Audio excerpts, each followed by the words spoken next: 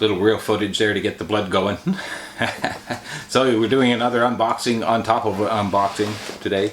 So I do have the Big Daddy here, the 64mm. There is a bigger one, what FMS makes a 80mm, and then there's a 90mm out there as well, but this is the biggest that E-Flite makes, the 64mm, and we're going to get to that unboxing very soon. But today we're doing the little brother here, the UMX E-Flite UMX Thunderbolt 2.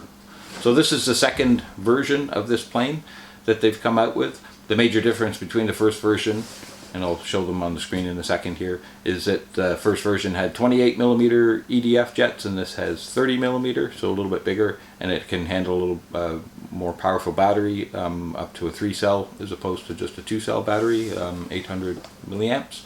So just before we get to the unboxing, I'll show you the websites and what they look like.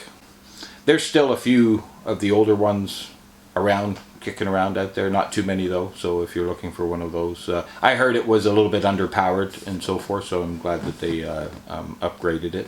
It's a very popular plane. It's been out for about a year now, and it's still readily available. I've even seen it come on sale once at least, which is when I grabbed mine. And it's quite a bargain compared to what you're getting on some of the other planes, because you've got dual motors in this thing, and as you can see, it's fairly substantial for a UMX plane. So let's open up the box. It's going to be a short video today because there's not much of an unboxing, but we'll go through the batteries that I've chosen here and the radio setup, make sure it's all okay. I already took a peek inside, because how could I not?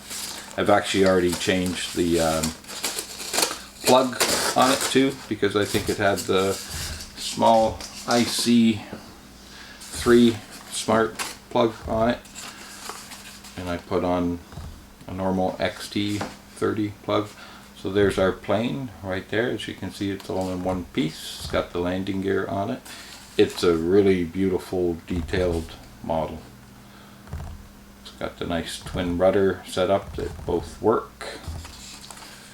See, it's very proportional, and it's fairly substantial compared to most of the UMX planes.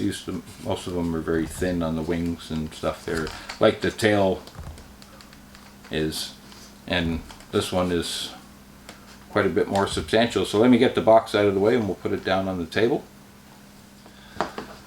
Okay, so here's a little closer look at the plane. It's got a few nice little plastic details there. The gun on the front there is plastic, and the servo protectors on the bottom here are plastic. It's got some plastic receivers here where the rear rudders go on there, and a little bit of plastic protectors here and stuff.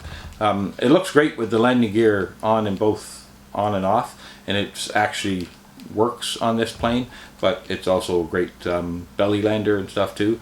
And considering they haven't cut the grass this week in the park where I fly, which is why I'm holding off on doing the maiden of the Trojan, I thought a nice belly landing plane would be perfect to pull out. Really nice detailed pilot and cockpit in there, stuff too.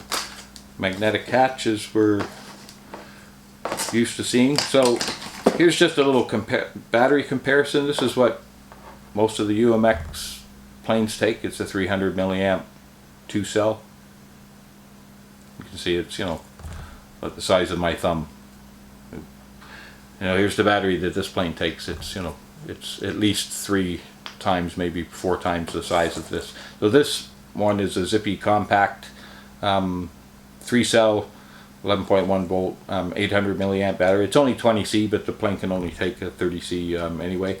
I've already swapped the plugs on all my batteries around for this, so I have 6 of these that I bought for other planes. So we just need to put some Velcro on it, and it looks like on this plane it wants to go in kind of like vertically in that, and it fits right in there just perfect.